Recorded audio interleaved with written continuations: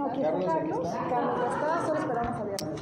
Carlos. Bueno, estamos empezando con esta entrevista foro aquí en Ligas Revueltas, en vivo.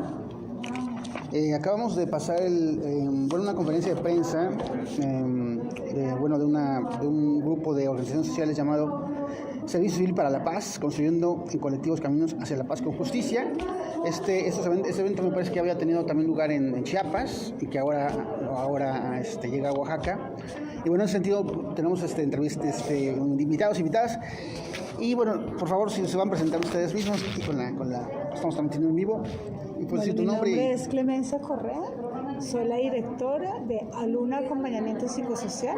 Es una organización que acompañamos a defensores, defensoras, periodistas que se encuentran en riesgo en México y en algunos países de América Latina. Okay. Y la sede está en México. Lo mismo. ¿Qué tal? Enrique Martínez, del Fray Juan de Larios, una organización de derechos humanos que está en Saltillo, Coahuila, y en el norte. Nosotros damos acompañamiento a los casos de desaparición forzada y a colectivos de la misma, ¿no? Trabajamos, si bien con la mayoría de las cosas, con familiares de desaparición forzada en Coahuila, pero tenemos ya trabajo en diferentes partes de la República. Ok, este encuentro, ¿cómo lo defines? Mira, creo que este encuentro tiene varias ventajas. La primera, que somos diferentes organizaciones con diferentes enfoques.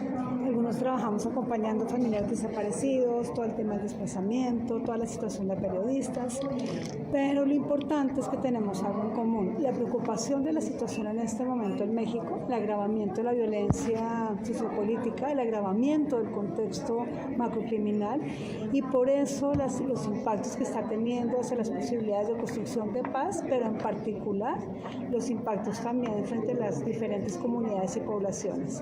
¿Qué permite ese encuentro? Juntarnos, analizar lo que está pasando y buscar diferentes alternativas de qué podemos hacer juntos. Eso sería como lo más importante del encuentro. Ok, se acaban también de incorporar aquí. ¿Te puedes presentar, por favor? Hola, mi nombre es Diana Lepe y formo parte de la organización Servicios y Asesoría para la Paz. Ok, Hola, ¿qué tal? Buenas tardes. Yo soy Carlos Ogaz, del Centro de Derechos Humanos Fray Bartolomé de las Casas, en San Cristóbal de las Casas, Chiapas.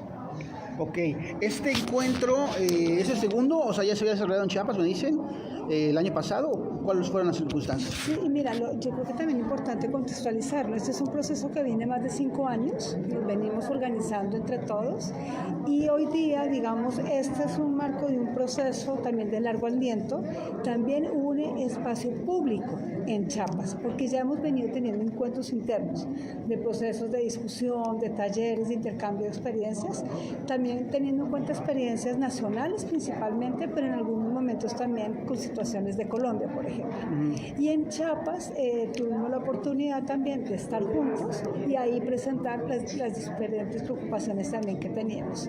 Y es importante decir que hay preocupaciones similares, ¿no? Como esas que te estoy diciendo, la macrocriminalidad, todo el tema del impacto en las comunidades, pero incluso la gran pregunta que nos hacemos es: ¿qué es esto de construir la paz en estos contextos de violencia? Y entonces en Chiapas se logró poner la situación particular de Chiapas, y esta vez lo diferente que hay es exponer la situación de Oaxaca en concreto. La situación de Oaxaca en concreto. Diana, ¿cuál sería en este caso la situación de Oaxaca en concreto? ¿Tú cómo la definirías? Justo hace rato en la conferencia mencionábamos algunas cosas y preocupaciones, ¿no? Creo que las organizaciones oaxaqueñas lo han dicho muchas veces, pero una de las preocupaciones centrales está siendo la estrategia de seguridad que se está siguiendo en el Estado en pos de la defensa contra la delincuencia organizada y la violencia que se vive, que además ha ido en incremento. Por otro lado, se encuentran la exacerbación que se está generando en la conflictividad comunitaria, derivada también de los megaproyectos y de otros proyectos de desarrollo en la región, ¿no? Así como el cierre de los espacios de diálogo, el cierre de los espacios democráticos al final en el Estado. que tiene que ver con no solo el que no se sienten a dialogar con la sociedad civil organizada, ya sea organizaciones o comunidades o la forma que adquiera esta sociedad civil organizada, sino en el no empuje de ciertas iniciativas que están detenidas, pero además la poca capacidad de implementación de las mismas. Y por otro lado, pues algo que está pasando en Oaxaca, pero también en otras latitudes mexicanas, el tema de la justicia, el acceso a la justicia, cómo se está dando, en qué características. Y en realidad el cómo se está dando es casi nulo, ¿no? Sino cómo se están generando condiciones para que no se dé. Para que no se dé. Yo quería agregar, no sé si se puede. Sí, claro. Porque mira, creo que la preocupación en Oaxaca y que tiene que ver también que en Chiapas, me parece importante que haya también alguien aquí en Chiapas, pero que también en el norte, como decía. En Chiapas ahorita se habla de guerra civil incluso, ¿no? Sí, y que valdría la pena si es guerra civil o no, hay toda una discusión, ¿no? Porque cuando hablamos de este aumento de la macrocriminalidad en el país, y si tú lo centras en el sur, creo que hay varias problemáticas que se están agudizando. Uno, el tema del desplazamiento forzado. Tanto en Oaxaca como en Chiapas siempre ha habido desplazamiento forzado. Sin embargo, hoy día la característica de este desplazamiento es más deshumanizante. Las condiciones de la población están mucho más vulnerables e incluso mucho más invisibilizada la problemática. Por lo menos en Chiapas no hay, digamos, una política contra el desplazamiento, pero tampoco hay una visibilización de lo que está pasando. Incluso entiendo que este gobierno está negando o está ocultando, no se sabe, lo que está pasando en el tema del desplazamiento. La otra problemática es el tema migratorio que caracteriza al país. Siempre hemos dicho, bueno, que en México durante mucho tiempo había migración, sin embargo hoy día no solo la masividad, sino la atrocidad del trato a los migrantes es una problemática que se está dando de sur a norte, ¿no? Incluso, digamos, se pudiera decir que en los últimos años se hablaba más del tema migratorio en el norte, ¿no? Chihuahua, bueno, otros estados. Sin embargo, hoy día ver este proceso migratorio, la entrada por el sur, digamos, está demostrando, digamos, la preocupación de lo que está pasando en Centroamérica, pero lo grave de cómo en México se está profundizando todo el tema de la tortura, la violencia sexual, lo que está implicando también con los niños, las mamás, o sea, las mujeres, ¿no? Y es un tema muy deshumanizante, es muy grave porque las condiciones son totalmente vulnerables y hostiles, pero no perder de vista que en este proceso migratorio nos estamos encontrando un tema de trata. Antes como que se nombraba, como que no se sabía. Yo creo que hoy día poder hablar realmente de lo que implica la trata de personas es importante para magnificar, visualizar y dimensionar lo que está pasando en el país. Y el tema de trata nos estamos refiriendo a la venta de órganos, estamos hablando nosotros hablamos en alguna de la nueva esclavitud moderna, ¿no? Todo digamos, el trabajo forzado que están llevando a jóvenes, mujeres y niños a trabajar forzadamente, ¿no? Y qué decir de lo que implica la prostitución sexual. Entonces, estamos hablando de problemáticas muy complejas que no podemos olvidar también el rol estratégico de Oaxaca. Oaxaca es el sur, es la entrada, y que finalmente también en este marco pues es el control y la disputa territorial que están teniendo estos actores. Entonces, digamos, como que cierro esta idea en ese sentido de decir, Oaxaca representa hoy día lo que pudiéramos decir en algún momento el norte también, Chiapas, para poder entender, digamos, la dimensión de la problemática de la macrocriminalidad y la disputa que se está dando a nivel nacional por el control territorial de actores como los megaproyectos, los carteles, ¿no? Estamos hablando que hoy día en Oaxaca y en Chiapas principalmente, pero en Oaxaca también, pues está agudizando el tipo de violencia que se estaba dando antes en Oaxaca y en el sur. Ok, en ese sentido, esto que decías al principio, la violencia en México se está volviendo más grande, ¿no? O algo, usaste una palabra que ahorita no recuerdo. Y entonces esto pues sí, destaca bastante porque básicamente lo que tenemos por parte del gobierno federal es una continua negación de esta violencia excesiva, es un decir, bueno, el santo presidente en sus mañaneras diciendo, no es para tanto, son algunos lugares, son conservadores los que dicen eso, es una negación sistemática de esta problemática. Entonces, en ese sentido, para las organizaciones defensoras de derechos humanos, tomando en cuenta que el propio gobierno ya es tal vez un negacionista de esta violencia tan extrema que se está viviendo, ¿cuáles son los caminos que se vierten en ese sentido, ¿no? Pues bueno, es, como tú dices, muy importante tomar en cuenta la negación de la realidad que el gobierno federal, pero bueno, no solo, también el gobierno del estado, particularmente en Chiapas, pues ha venido negando, ¿no? Y eso nos pone por lo menos en vulneración, ¿no? Porque no solamente niega la violencia, sino que también hay una difamación en contra de las personas defensoras de los derechos humanos, en contra de familiares sobrevivientes de diversas violaciones graves a los derechos también.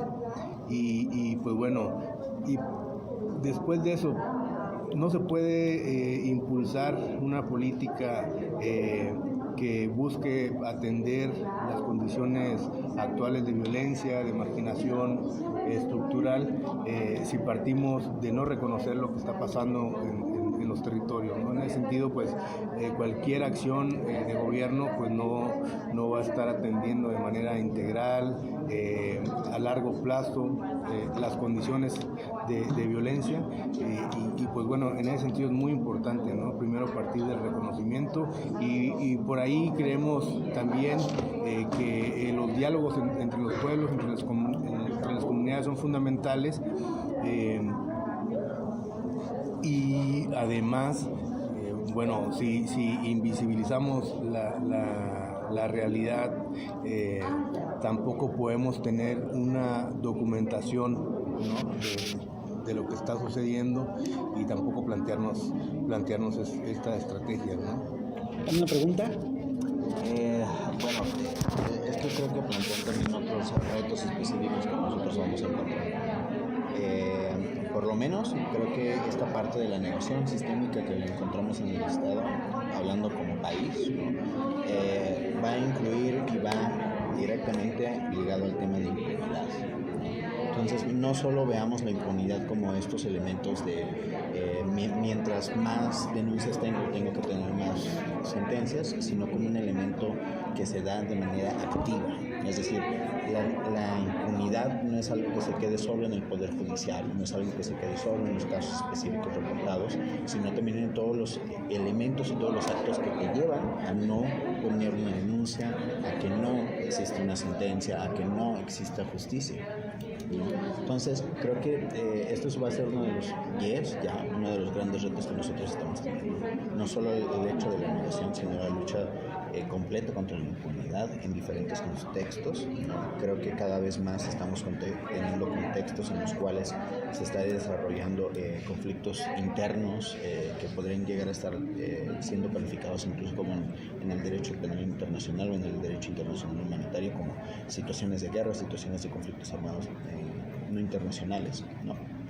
Entonces son cuestiones que nos van a llevar poco a poco a que si no empezamos a atacar elementos específicos de la impunidad, llámese desapariciones, desplazamiento, homicidios, feminicidios y demás cuestiones, pues tendremos esta situación cada vez más compleja. Lo vivimos en Coahuila, donde si bien existe un reconocimiento del problema de la desaparición, existen 4 sentencias en materia de desaparición y 3.154 personas desaparecidas. Entonces, mientras más vayamos dejando a un lado estos elementos de la lucha contra la impunidad, más difícil será en futuro el hecho de poder pelear contra ello, ¿no? Lo mismo. Sí, me quedé pensando por ejemplo, ¿no? Hay el dicho sobre no somos nosotros quien lo hacemos, ¿no? O sea, de manera directa no, en la experiencia de Serapaz, en ejemplo, pues sí, no hay, al menos en los casos que acompañamos nosotros, en los procesos que acompañamos nosotros, no hemos visto una orden directa federal de atacar, violar algún derecho de manera directa. O sea, no es que eso no lo hemos visto nosotros. Lo real también aunque no sea eso, y que se dice no somos nosotros, pues sí, no es esa figura, no, a lo mejor no está ahí, pero sí lo que pasa es que el reto local,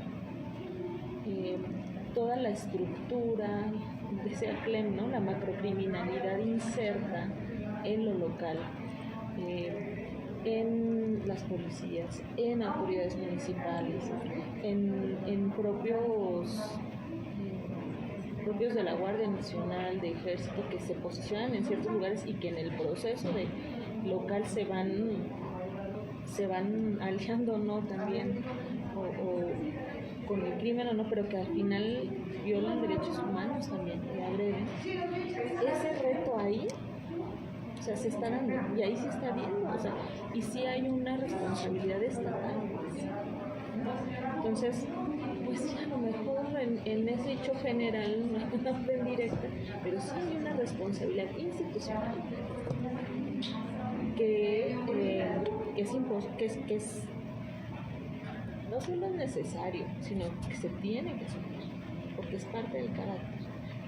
Entonces, eso atravesado con una enorme desconfianza, porque aun cuando haya voluntades también políticas locales de asumir ciertas cosas, de avanzar, la forma en que está tan enredado todo, pues genera desconfianza, y genera una desconfianza que también hace muy compleja la disposición y la posibilidad de trabajar de manera coordinada con las autoridades de manera local. Entonces sí pasa por un reconocimiento de la violación a los derechos, de lo que no se está haciendo, pero también es necesario en el proceso amplio de justicia el reconocimiento de la responsabilidad estatal y de las formas en que diferentes autoridades del Estado se han visto involucradas en este tipo de acciones, omisiones, aquiescencias, etc. Entonces eso y de los diferentes órganos de gobierno. Mientras eso no lo tengamos también puesto sobre la mesa, va a ser muy difícil construir, ¿no? Es como esto, lo que todo el mundo sabe, pero se dice, pero no se admite. Y bueno, yo te diría que nosotros en Aluna, bueno, el trabajo que hacemos es un trabajo psicosocial. Entonces, en ese sentido, creemos que es fundamental acompañar lo que implica los impactos que está generando ese tipo de violencia hoy día. Y abordar esos impactos psicosociales pasa por diferentes cosas. Primero, abordar impactos individuales, colectivos y comunitarios. Es muy importante que este daño que está generando un trauma psicosocial no solamente sea en la persona, sino que trascienda a los diferentes ámbitos. Entonces, la mirada del trabajo debe ser no solo individual, sino también colectiva y comunitaria. Por el otro lado, un tema y un reto para todos, creemos, es cómo atacar esta normalización de la violencia. Es decir, muchas personas, y no podemos decir todas, ¿no? Estamos viendo televisivamente en las calles, en diferentes partes, que hay una violencia brutal como hay hoy día, ¿no? Y tú puedes estar conversando y puedes estar escuchando aún los tiros, porque pasó en el norte, está pasando hoy día en el sur, y sigues comiendo. Estoy poniendo como un ejemplo muy cotidiano también que se da. O incluso cuando se dice, tantos desaparecidos más o tantos desplazados, es como que ya es parte de la cotidianidad de esta situación. Entonces, nos preocupa esta lógica de normalizar la violencia, porque si se normaliza no hay forma de actuar. Si se convierte en algo que es normal, en algo que así va a ser, pues no se contrarresta esta situación. Por el otro lado, es todo el impacto que hay del miedo. O sea, el miedo para nosotros efectivamente es un mecanismo de terror. O sea, y eso es importante verlo. O sea, las acciones que están haciendo estos actores junto con actores del Estado son acciones que conllevan una intencionalidad de generar terror, ¿no? Y este generar terror está llevando a que la población en general, en particular comunidades, pues vivan con miedo, están con la incertidumbre, hay un silencio. Esto es muy importante como parte de los impactos psicosociales. Por el miedo hay un silenciamiento. Entonces muchas personas no denuncian, no se organizan, y entonces parte de los retos que tenemos en ese trabajo psicosocial es cómo afrontar el miedo de una manera que permita reconstruir los lazos, reconstruir la confianza para que se puedan generar otra vez proyectos, que las personas continúen, en caso de derechos humanos o en caso de periodistas, continúen con su labor, pero incluso que las comunidades sigan defendiendo su territorio. Si las comunidades y las organizaciones tienen miedo y desconfianza, va a ser muy difícil de que puedan fortalecerse para continuar su apuesta en la vida que han tenido. Y esto también nos lleva necesariamente como al reto se habla mucho de la reconstrucción del tejido social, pero para nosotros es qué tejido social y de qué manera. Para nosotros estamos hablando básicamente de la reconstrucción de un tejido social humanizado. Este tipo de violencia tan brutal y con prácticas tan impactantes en la vida de las personas, pues está llevando a una deshumanización total, ¿no? Estamos hablando de una deshumanización en los diferentes órdenes. Entonces, ¿cómo va reconstruyendo la humanización? Es decir, si bien vamos a estar continuando en ese tipo de violencia, va a continuar y va a aumentar desafortunadamente, ¿cómo aún así creamos condiciones de vida digna para la defensa del territorio, para el tema de la seguridad, para el tema de los lazos? O sea, creo que el reto en ese sentido es no perder la humanización de lo que somos los seres humanos. Y por último, diría que también hoy día en el trabajo que hacemos también es el tema de seguridad. Cómo las comunidades y organizaciones se están confrontando, porque frente a una presencia militar tan poderosa de estas prácticas, de esta macrocriminalidad, ¿no? ¿Cómo se defienden? Entonces está el reto, ¿se arman? ¿No? Porque estarían en la misma lógica de esta arma y esto estaría aumentando la violencia. ¿Se desplaza? Que muchas personas les está tocando desplazarse, o la gran pregunta es cómo te quedas en el territorio con ese contexto y qué condiciones creas para poder mantenerte en tu territorio. Y no está siendo tan fácil realmente, tanto comunidad y organizaciones en muchas zonas, y sabemos de Oaxaca, sabemos en Chiapas, pues están frente a este dilema porque realmente están en una asimetría de poder muy grande. ¿A qué te refieres con asimetría de poder? ¿A qué te refieres con una asimetría de poder? Es decir, estamos hablando de actores con un poder militar, político y económico total, ¿no? Estamos hablando de esta alianza que tiene el crimen organizado con las mineras y sectores del ejército. Entonces están llegando, pues obviamente, a tener sus proyectos, sus intencionalidades, bien sea para la droga, la trata, lo que sea, frente a las comunidades que están ahí viviendo, donde no tienen armas, no tienen un poder, tenían, pero no tienen un poder político fuerte y menos económico. Entonces, esta asimetría tan fuerte de poder hace que es un reto ético, político y económico para las comunidades, las organizaciones que se encuentran defendiendo la vida, finalmente. Ok, pues bueno, como todos vamos, ¿cierto? No, la verdad es que sí está muy cabrón el tema ya, porque bueno, lo que comentan ustedes, ¿no? En ese sentido, ¿cómo... Bueno, fueron dos días de reunión, ¿no? 3 días o algo así. Pues sí, conclusiones llegaron, ¿no? ¿A qué planes llegaron? ¿A qué visualizaciones llegaron? O sea, esto que está claro que va a empeorar, ¿no? Está claro que los discursos gubernamentales cada vez son más tramposos. Está claro que que el país va a entrar a una precampaña larguísima que va a estar mortal. Está claro que el presidente de la República, Andrés Manuel López Obrador, no se va a bajar del caballo de yo tengo la verdad y los que estén contra mí, pues no los veo, y si los oigo, pues los señalo, ¿no? Y además les pongo el dedo. Entonces, en ese sentido, ¿qué fue lo que visualizaron en este momento tan loco? Bueno, ahí creemos que son muy importantes construir puentes de diálogo, ¿no? Puentes de reflexión y apostar a acciones encaminadas a la construcción de paz, ¿no? Es importante el diálogo en la medida en que, bueno, hemos venido insistiendo la violencia y el terror que genera.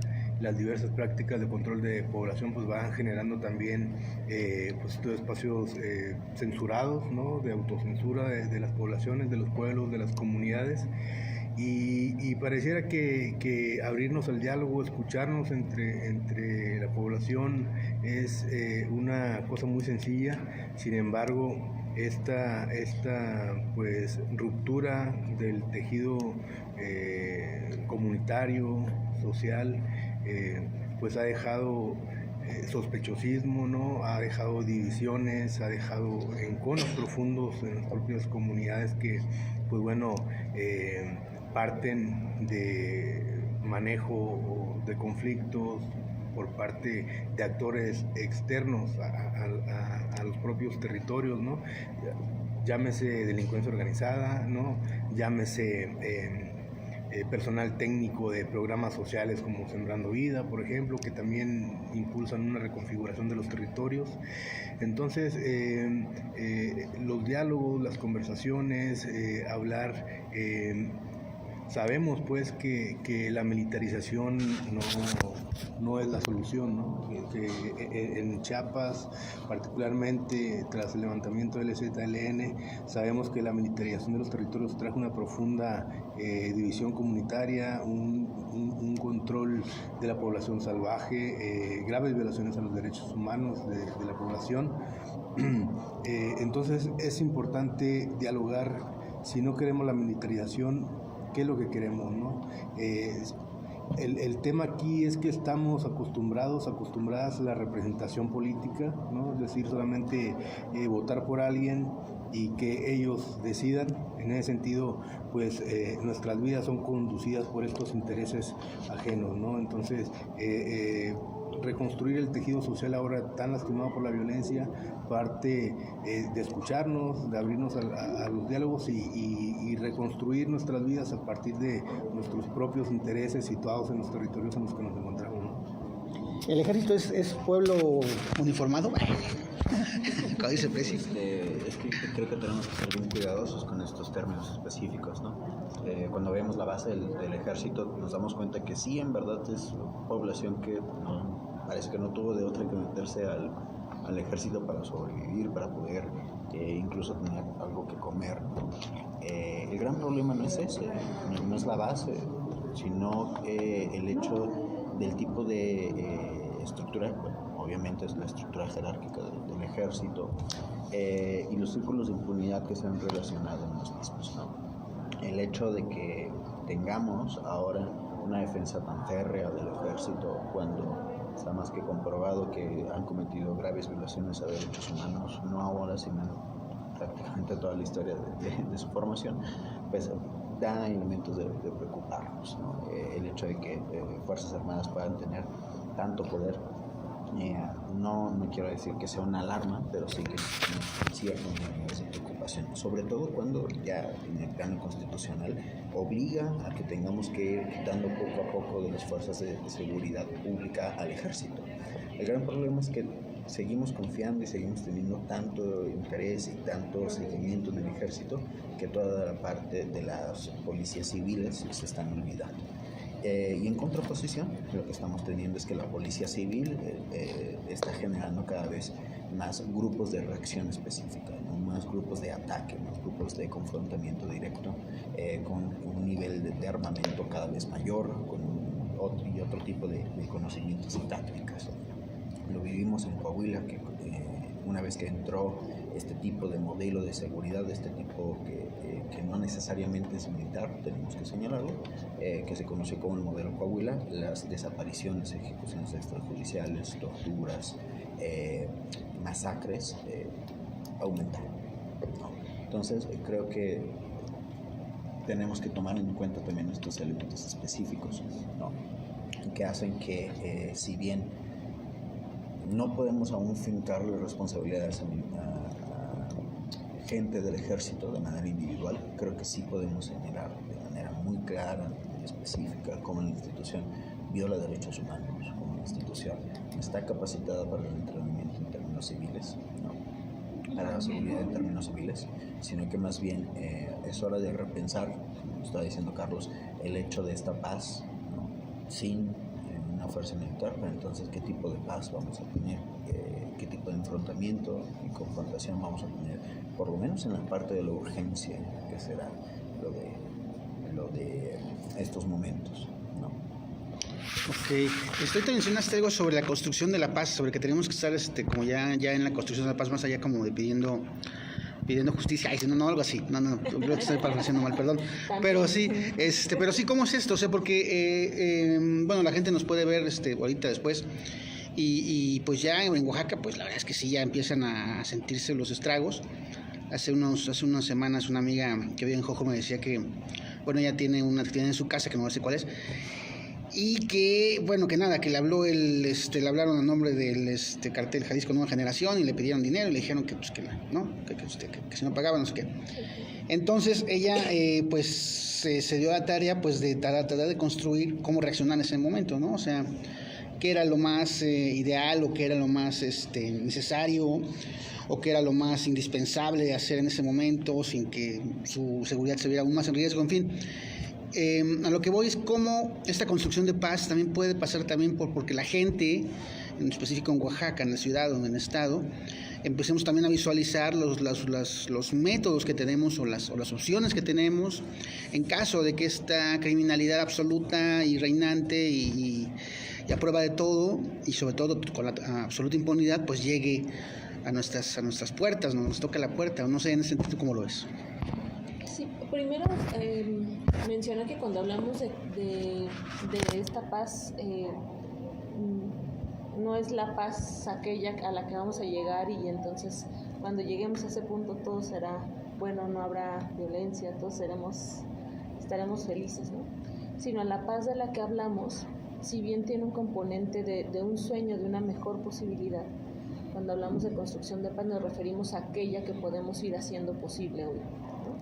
Y sí, eso ayuda porque nos da un carácter de la posibilidad de actuar en medio de donde hoy estamos en ese reconocimiento, ¿no? Y con eso se presenta especialmente difícil en contextos con alta violencia, donde la vida está en juego de manera cotidiana, ¿no? Porque no sabes si vas a llegar. O sea, si saliste una hora después, te pones en mayor riesgo porque no sabes si te va a tocar a ti el día de hoy, ¿no? Entonces, pasa por algunos elementos. Uno de ellos, lo comentaba Marcos Leiva hace rato, es cómo estamos abordando los conflictos comunitarios, ¿no? ¿Cuáles son las formas en las que estamos prefiriendo darle salida? Si es sacando la pistola también, si es golpeando al otro también, o cómo colocamos sobre la mesa posibilidades distintas como lo que planteaba Carlos ahora, ¿no? Como el tema del diálogo. O si no hay esa posibilidad de dialogar porque pues es alguien que no quiere hablar, no quiere dialogar, no, ¿cómo ahí toma fuerza entonces la parte organizativa?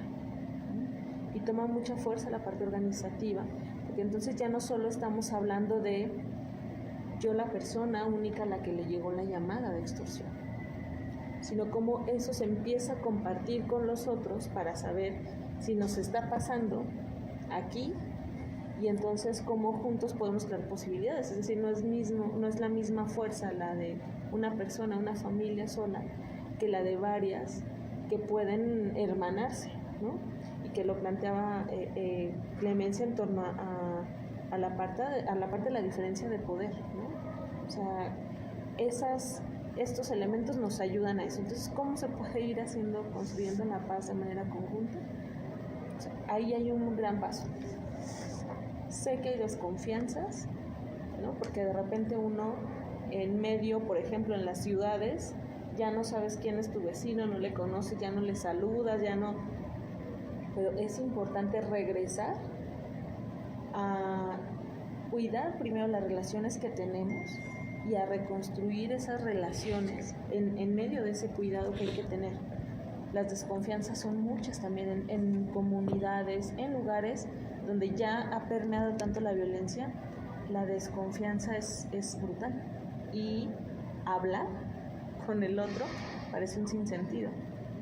Sin embargo, en medio de todo lo que pasa alrededor, el sinsentido justo es que justifiquemos esa violencia o que veamos que está esa violencia y no nos acerquemos con el otro o con la otra. Entonces, esa es una primera gran clave y que en colectividad no solo se reparte, se comparte la frustración, el miedo y otras, sino también las posibilidades creativas de salida, ¿no? Yo me acuerdo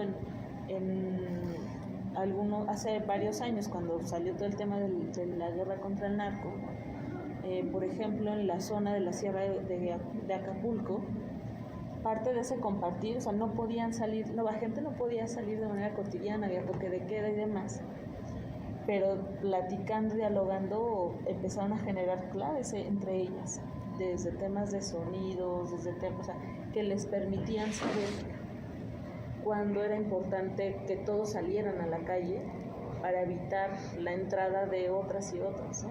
que pudieran lastimarles, para saber cuándo activar, a lo mejor ni siquiera es necesario salir a confrontar, sino resguardar. Entonces son ahí donde creo que se encuentran muchas posibilidades, ¿no? Por eso la importancia de la colectividad, de hablar sabiendo que a veces es muy difícil eso, pero son los resquicios que hay que ir recuperando. Ok, bueno, México hace años, cuando empezó todo esto de la inseguridad extrema del narco, del salvajismo, me acuerdo mucho porque se decía que México estaba colombianizando, ¿no? Entonces me acuerdo que Vicente Fox decía, no, pero ¿cómo creen? Esos acá son los chidos. Y entonces pues ya pasó toda la guerra contra el narco, la falsa guerra contra el narco, Calderón, el asesino, en fin, un montón de cosas que nos enseñaron pues que México al revés, o sea, México se está mexicanizando, o sea, esto es México, pues esta brutalidad, este salvajismo, esta sinrazón, ¿no? Pues este gangsterismo, esta narcopolítica es México. Entonces, en ese tiempo te quería hacerte una pregunta a ti, desde el punto de vista pues de otro país que ha tenido una historia similar a la de este país, o la que estamos pasando en estos momentos, ¿cómo podría verse el panorama? Así que desde afuera. Esto es bien interesante cuando tú dices eso, porque en algunos momentos, te estoy hablando de hace 10 años, cuando yo compartía la experiencia en Colombia, especialmente la estructura paramilitar, porque se hablaba en Colombia, la guerrilla. No, el problema en Colombia no era la guerrilla, o sea, lo fue, pero básicamente la estructura paramilitar y paraestatal en esta colusión con crimen, empresas y todo esto. Entonces me miraban, y estoy aquí con Diana cuando era mucho más joven, y estábamos, y con muchas organizaciones decían, estos colombianos que se creen que tienen toda la información. Entonces dije, bueno, yo me callo, voy a respetar, aquí es México, ¿no? Y lo digo porque escuchar a otros países las experiencias que hemos vivido no es fácil. Primero, porque crees que aquí no va a pasar. Segundo, porque tú crees que somos países totalmente distintos. Y sí, no, a mí lo que digo, lo duro, en mi opinión, es que esto que en algún momento compartíamos, porque no solamente yo, con otros compañeros de Colombia decíamos, en México va a pasar parecido a lo que vivió Colombia, pero era muy difícil ser escuchado, realmente, ¿no? ¿Y qué elementos comunes? Hay grandes diferencias. Una, en Colombia, la historia de guerra en Colombia fue que hubo unas guerrillas que sí confrontaron al Estado, y estaba el Estado junto con crimen organizado y con los grupos paramilitares de muchísimo poder militar y económico.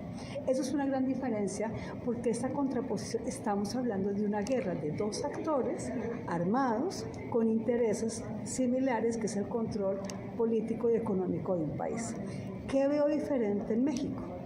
Que en México no hay una contraposición de una guerrilla nacional, o sea, lo fue la LZ, o lo sigue siendo LZ, no sé cómo está, en un Estado, pero eso no significa una contraposición de actores en términos militares y económicos, y eso hace que el conflicto y la violencia sea distinta. Ese por un lado. Pero por el otro lado, ¿qué tenemos en común? Que es que no podemos hablar México y Colombia, estamos hablando de una regionalización, especialmente Centroamérica, México, Colombia y algunos países más hacia el sur, también Ecuador, ¿no?, de esta macrocriminalidad. Y eso es importante verlo para México, salir de la mirada de Oaxaca, salir de la mirada de México y tener para entender, porque estamos hablando de un cartel y del otro, bueno, no los quiero nombrar, o que todos saben aquí cuáles son los carteles que están, ¿verdad? Sí. Que tú en medio de los días, el de las 4, el de las 3, bueno, los carteles que están, ¿no?, pues tienen intereses regionales. Entonces es muy curioso, hace un año, cuando yo estaba en Colombia, me estaban hablando de uno de los carteles de México y no, están en Colombia. Entonces, bueno, lo voy a poner, igual lo saben los carteles más que yo. Entonces, o sea, está el cartel de Sinaloa, está en Colombia. El cartel Jalisco Nueva Generación se está disputando en México, pero también está entrando en Colombia de otra manera. Entonces, ¿por qué lo pongo así? Porque si entendémoslo, para poder atacar atacar o contrarrestar o afrontar esta situación, sí es importante. Y para mí una de las claves también es, tenemos que seguir caracterizando cómo actúan estos actores, cuáles son los intereses y cuáles son sus apuestas, porque en este momento el poder que tienen económico y militar trasciende incluso propuestas de paz y propuestas de derechos humanos que teníamos hace unos años. No sé si esto queda claro, es decir, si no comprendemos esta forma de actuar de estos grupos de economía criminal, porque son varios grupos, ¿no? Va a ser muy difícil, porque podemos tener medidas de seguridad o medidas de paz que no alcanzan a corresponder a esta estructura que están trabajando. Entonces, eso por un lado, creo que esta es una gran tarea, no sé si es diagnosticar, pero seguir entendiendo qué pasa, cómo actúan, cuáles son sus intenciones. Ejemplo, el cobro de piso. ¿Por qué cobran el piso? ¿A quiénes? Porque eso no es un problema individualizado. Desafortunadamente, entender que lo que nos pasa no es un problema individual, es una intención estructural frente a un modelo de sociedad, frente a una economía, y por lo tanto, contrarrestarlo implica una lectura mucho más colectiva. Eso por un lado. ¿Y esto qué nos hace? O sea, creo que en los retos y también que salieron aquí al encuentro, ¿cómo haces visible lo invisible? Es decir, ¿cómo se nombra este tipo de violencia que se está viviendo hoy en México? En Colombia logramos llegar a decir que fue un terrorismo de Estado, y así fue, porque había unas estructuras estatales que atentaban contra la población y o habían grupos paramilitares que si no sabemos nombrar lo que sucede, pues no sabemos en dónde estamos y estamos como muy confundidos, y eso es uno de los impactos mayores.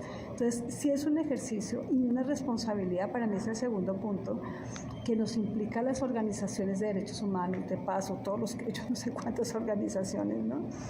Que implica cómo junto con la población afectada, y tenemos un rol ético muy cuidadoso, junto con esa población afectada tenemos que buscar soluciones. Creo que aquí también hay un reto para nosotros, es decir, no somos las organizaciones ni que vamos a decir por dónde, porque tampoco lo sabemos afortunadamente, y cómo junto con y realmente desde abajo vamos construyendo salidas, porque por más entendimiento que tengamos no alcanzamos a dimensionar lo que las poblaciones están viviendo en el territorio. Territorio me refiero a comunidades, pero en las ciudades. Solo cuando te toca, cuando ya te amenazan, cuando ya eso me parece. Y por el último, yo creo que es todo el tema de seguridad, y es que es esto la seguridad. Así como tú decías, la militarización, los militares, pues son términos totalmente como decía Juan, que tenemos que ser muy cuidadosos, porque ¿qué significa seguridad y protección en un esquema también militar? Porque finalmente tenemos que entender que hay una disputa militar en México y económica. Entonces, ¿cómo vamos a construir un tipo de seguridad que contrarreste o que las personas podamos vivir sin que seamos asesinadas, torturadas y todo lo que se está viviendo? No sé si me hago entender, o sea, creo que ahí es parte de la complejidad y la mirada regional, pero el tipo de propuestas, si bien locales, ¿cómo vas a construir procesos de protección, seguridad para poder seguir viviendo en el territorio? Y seguir, que es lo primero, y ya el resto se va construyendo. Y yo diría también, para cerrar... ¿Ese tipo de cosas se encontraron en Colombia? Peores. Te voy a poner un ejemplo y que suena muy duro. Peores, pero que aquí ya se están viviendo peores. Es que estamos hablando de actores, va a poner el entrenamiento militar. Eso es noticia, no es porque conozcamos demasiado, ¿no? El entrenamiento militar de los Zetas, por ejemplo. ¿De dónde vino? De los caidiles y todo eso también, de los de Guatemala. ¿Quiénes eran? O sea, eran personas de entrenamiento militar y que después crean sus estructuras. ¿Qué pasó en Colombia? Lo mismo, los grupos paramilitares, yo no sé de armas, pero tú los ves cuando quieras métete ahorita, es muy fuerte ver en el gobierno de Uribe, se encontraron más de 5 hornos crematorios en este marco del proceso de paz que hay, de transición. Allá sí hay un proceso nacional, porque hubo acuerdo con guerrillas y todo eso, y se encontraron hornos crematorios. Tú ves las fotos de los hornos que se construyeron para el tema de la desaparición y todo un proceso, o sea, no es un hornito, no es una fosa, todo eso. Aquí obvio que lo hay, y las personas lo saben. Lo difícil es que digamos, uy, está pasando, uy, lo estamos viviendo, porque es tan brutal, tan deshumanizante que ¿qué hacemos frente a eso? Y cómo es de difícil poder decir cuando los familiares desaparecidos te están preguntando, ¿y qué pasó con mi familiar? Algunos estarán en esclavitud, otros estarán en tema de trata, pero otros, y algunos familiares lo saben, ya están en un horno crematorio. No sé. Entonces, creo que si no se asume esta realidad y que hay que ser muy cuidadosos y que hay que hacer todo un proceso psicosocial muy cuidadoso, pues va a ser muy difícil eso que tú dices. O sea, y en Colombia pasó, sí, cosas atroces. Aquí está pasando, pregúntale a los del norte. Yo me acuerdo hace 10 años que estuvimos en Chihuahua, las cosas más horribles. Y entonces, ¿qué hacemos con eso? Y yo iba a concluir como, mira, creo que es muy duro para México que Oaxaca, Chiapas se vean y digan, ¿eso que vivieron los del norte nos está pasando en el sur? Sí, porque México es tan grande que antes era la violencia del norte. Eso les pasa a los de Coahuila, a los de Chihuahua. Nosotros estuvimos trabajando hace como 10 años con varios familiares desaparecidos y se decía, eso aquí en México no está pasando. Estamos hablando, pues, todo, y no quiero ser tan específica porque hay muchas personas que lo van a escuchar seguramente, pero esto de decir, eso era del norte, eso no tiene nada que ver con nosotros. Y la dificultad hoy día de otras organizaciones, de movimientos, de decir, eso que les pasó lo vamos a vivir ahora. No, lo están viviendo ahora. Y desafortunadamente ustedes lo siguen viviendo, solo que ya tienen una experiencia de más años de estar afrontando pues todo esto, ¿no?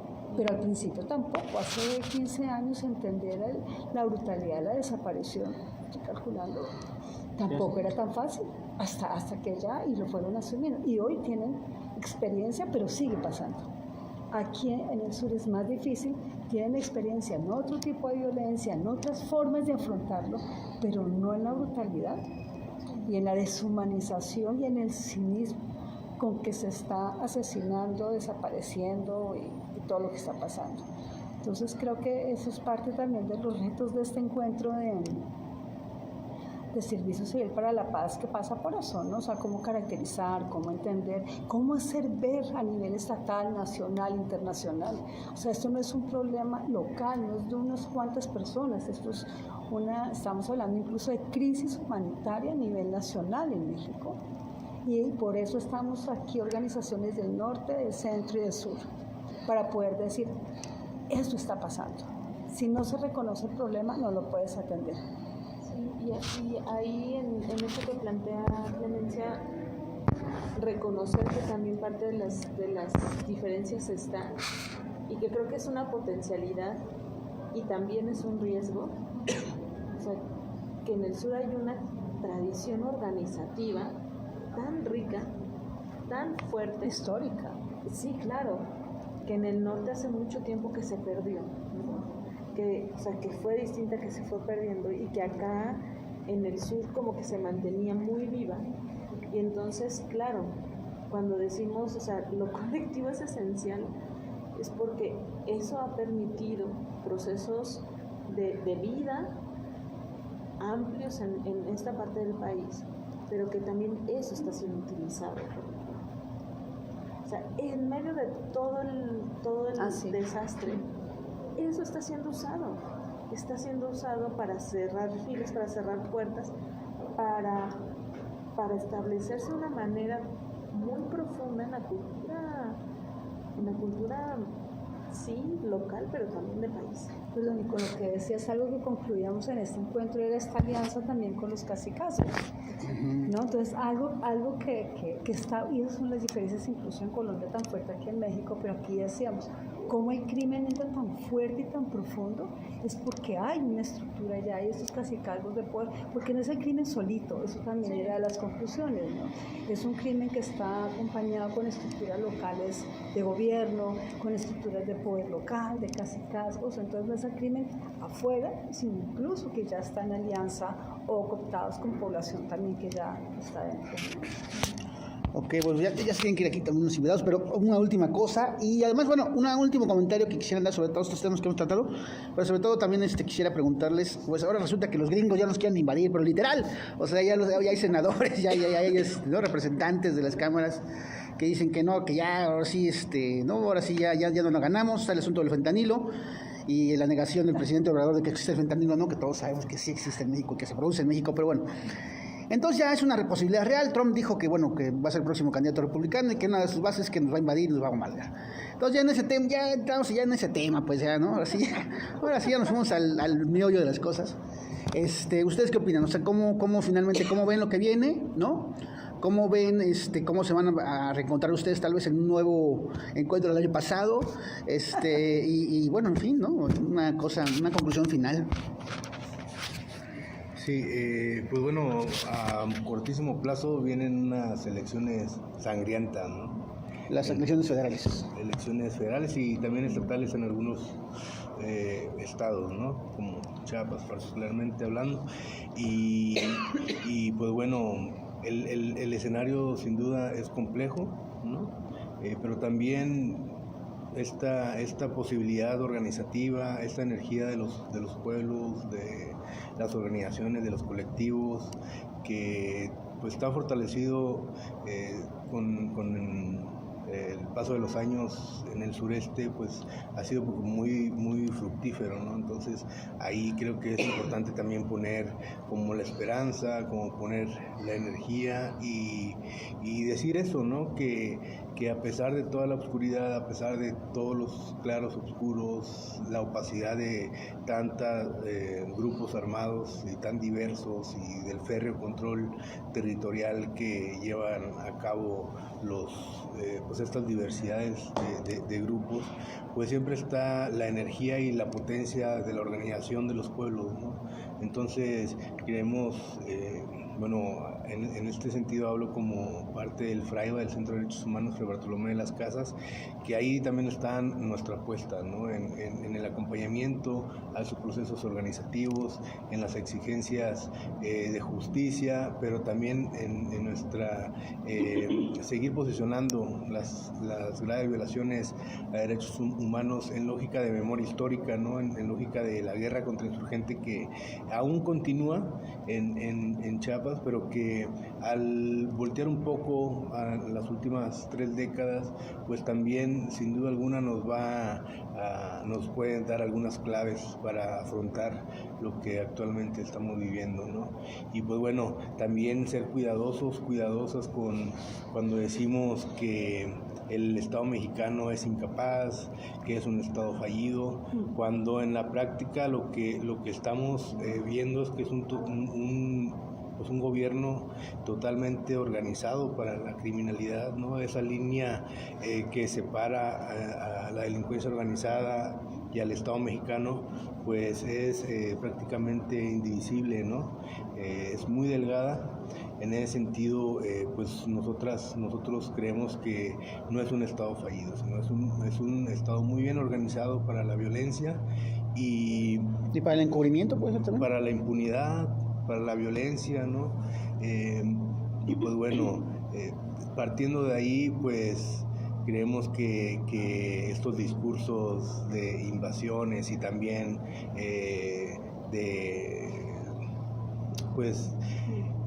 nacionalistas también por parte del gobierno mexicano, que no van a permitir el ingreso de tropas extranjeras, pues bueno, no hace falta.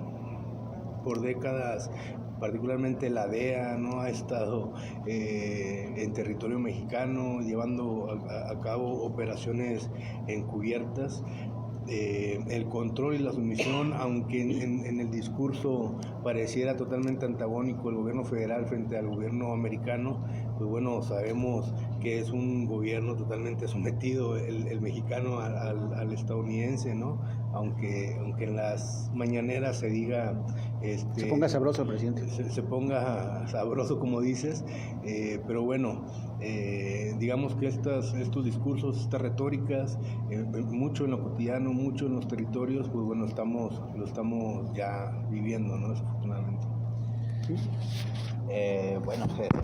No deja de ser preocupante ese tipo de cuestiones. No solo se han tenido estas ¿cómo se puede decir? Estas intervenciones ya por parte de agentes en otros momentos históricos, sino también se ha tenido una intervención directa en cárteles, ¿no? Se está bien documentado, por lo menos en los últimos años ha salido como exmiembros de militares estadounidenses, sobre todo en la Marina, han estado involucrados en la parte de ciertos cárteles, ¿no? Pero sí deja entrever dos cuestiones específicas. Y hablando desde el norte, por ejemplo, que nosotros tenemos a Texas, y a un lado donde George Abbott, que es el gobernador de Texas, pues es un racista supremacista blanco, que él está esperando, que él sí declaró a los cárteles como terroristas y que por lo tanto puede ejercer otro tipo de acciones específicas dentro del estado de Texas. Y que no solo eso, sino que llamó a que otros estados que sí lo hicieron fueran declarando como terroristas a los propios cárteles, ¿no? Entonces, a partir de eso hemos visto el recrudecimiento de prácticas dentro de la frontera norte bastante preocupantes, ¿no? Y el llamado o los llamados otros muros, ¿no? Que son estos actos que están fuera del muro que siempre conocemos, ¿no? Pero que ahora se están intentando de una manera más violenta, ¿no? Incluso también por los gobiernos municipales acá en México. Ahora, como digamos, en términos generales, sí creo que se tiene que tener una estrategia nacional en contra de la impunidad, que es necesaria, ¿no? Los comités, por lo menos de derechos humanos, por lo menos de desaparición, ya se han pronunciado en este punto en específico. No es que necesitamos, o no es que no estemos hablando de una estrategia de pacificación nacional, sino que ahora es necesario tener en cuenta cómo van a estar actuando los nuevos actores sociales y políticos dentro de las nuevas elecciones. Y ya nada más para finalizar, algo que vivimos en Coahuila, que se ha estudiado bastante y que hay varios libros de esto, es la cooptación del Estado, ¿no? Y cómo el Estado ha sido cooptado por parte de estos elementos de la delincuencia organizada. En Coahuila teníamos primero la hipótesis que fue cooptado. La verdad es que creo que no ha de ser diferencia en muchos de los estados en México. El propio gobierno y el propio estado es el criminal y utilizan como brazo armado prácticamente los carteles. O sea, no es que sea una cooptación del Estado, es que el propio Estado utiliza como herramientas estos otros elementos. Un libro muy bueno sobre esto es el de macrocriminalidad y cooptación del Estado, de Luis Daniel Vázquez, que estudia por completo la situación de Coahuila entre desapariciones, ejecuciones y otros cuestiones, ¿no? Entonces creo que tenemos que aprender de esas experiencias previas, porque en estos días, sobre todo hablando de seguridad de la frontera, esto ya lo viví hace 15 años, ¿no? Esto parte en específica, tenemos que retomar como estos modelos que nosotros tuvimos en Coahuila, en Tamaulipas, en Nuevo León, en Chihuahua, que no muchos funcionaron, la mayoría no funcionaron, pero que sí será necesario retomar. ¿Ok? Sí, el tema del terrorismo, primero, yo luego he llegado a pensar que quizá el negacionismo, o sea, pensando bien, el negacionismo, ¿no?, de la situación de alta violencia tiene que ver con no aceptarlo como una posibilidad política para no dar tanto peso institucional a la lógica del terrorismo en Estados Unidos. Eso he llegado a pensar. Yo lo que creo, y que además conversamos parte de eso ahora en el encuentro, es que sí necesitamos nombrarlo, porque a partir de nombrarlo entonces no dejamos hueco que otros definan lo que es esto que estamos haciendo. Nos da la posibilidad de ser nosotros quien lo nombramos y por tanto lo que mencionaba Clem, definimos entonces qué es esto. Pero también no puedes decir, este es un narcogobierno, ¿no? Porque ¿Una qué? un narcogobierno, o sea, quiero decir, no puedes señalar directamente a las autoridades en estos momentos. Pero es esta lógica o sea, no necesitamos definirlo como gobierno, pues, o sea, necesitamos definirlo de manera amplia, y no solo le toca al Estado, O sea, también, por eso el llamado a la participación efectiva del conjunto de la sociedad. Porque si no, entonces caemos en categorías que deslegitiman todo y que luego, a la luz o de cara a los planteamientos internacionales, nos metemos en embrollos, ¿no? Que no necesariamente nos ayuda. Entonces, para mí la importancia de que sí, en un proceso social amplio podamos ser capaces de nombrar lo que está pasando, de definirlo, para que entonces no dejemos abierta la luz a que sean otros, en este caso Estados Unidos, que ya lo definió como terrorismo, porque entonces en el carácter de los tratados internacionales, en el carácter de la posibilidad de intervención de otros países, pues entonces dejamos abiertas posibilidades que hemos visto el gran fracaso, ¿no? Y que por tanto estamos hablando y reafirmando que es una lógica regional, es decir, si bien es nacional, pero también hay un componente regional importante a considerar. Sí, es que me parece interesante cuando tú preguntaste, ¿y qué pasa con el fentanilo? Y fíjate que no es tan fácil de contestar, ¿o qué pasa con Estados Unidos? Yo quería algo que ellos dijeron y retomar esto. Hablar de la relación con Estados Unidos siempre ha estado. Creo que México es de los países que es bastante difícil. A mí me cuesta decir, pero yo no soy mexicana, paréntesis, pero no tan mexicana porque no nací aquí, y decir que México, o sea, que el gobierno mexicano está vendido para Estados Unidos me cuesta, porque a pesar de que yo tenga críticas especial frente a este gobierno, sí creo que ha habido una apuesta también de la autonomía mexicana. Entonces, pero no soy mexicana, o sea, no, aunque me siento mexicana, bueno, mentira, sí soy mexicana, ya estoy nacionalizada, pero yo sí creo que hay una apuesta por este afán también de la autonomía y la soberanía de México. Eso no quiere decir, porque también veamos a quiénes está enfrentando el gobierno mexicano. Estamos hablando de una potencia mundial, también en esta lógica de la correlación de fuerzas. Entonces, eso no quiere decir que haya intervención de Estados Unidos, claro que la hay, hace muchísimo tiempo. Pero a mí lo que me preocupa, efectivamente lo puso alguno de ustedes, era cómo aumentar este discurso de miedo que puede paralizar. Nos van a invadir, o es que el gobierno no está haciendo nada para respetar la autonomía, o es que Trump va a llegar, o sea, todo esto, creo que aquí es un reto periodístico. Ahí sí te iba a hacer de regreso, ¿no? Porque aquí la pregunta es, ¿cómo están haciendo los periodistas para narrar lo que está pasando? Y cómo cuidar que no se exacerben estos discursos que están poniéndose este tipo de poderes, ¿no? Porque hablar de que nos entregamos a Estados Unidos, me parece que les estamos dando más fuerzas para que lo tomen. Decir también que va a ser una invasión me parece gravísimo, porque el miedo que sea una invasión gringa pues también da mucho miedo, y creo que tampoco va a ser así. Entonces yo creo que en esta lógica también es cómo no agudizar discursos de odio, cómo no agudizar estos discursos o estas palabras también de reconocer más el crimen y la violencia que las víctimas. Me parece que un dato importante es cómo mostrar lo que sí están haciendo las comunidades, las víctimas, la capacidad que tienen hoy las madres buscadoras en el país no la tiene nadie en América Latina. Aún, lo digo también porque hablando con las madres de la Plaza de Mayo, que es un referente en Argentina muy importante, aún así decían, o sea, este nivel de que están haciendo en Colombia y en particular en México, de la búsqueda, de todos los procesos de búsqueda, de identificación, entrega de resto, o sea, es impresionante. Y esto, en vez de decir, como lo busca muchas veces la prensa oficial, de que las señoras están mal de la cabeza, de que son viejas histéricas, ¿no? Cómo mostrar este poder que están teniendo, me parece que ayuda también como a dimensionar como esta otra, como ir compensando, si se quiere, toda esta fuerza de poder. Y por el otro lado también creo que hablar de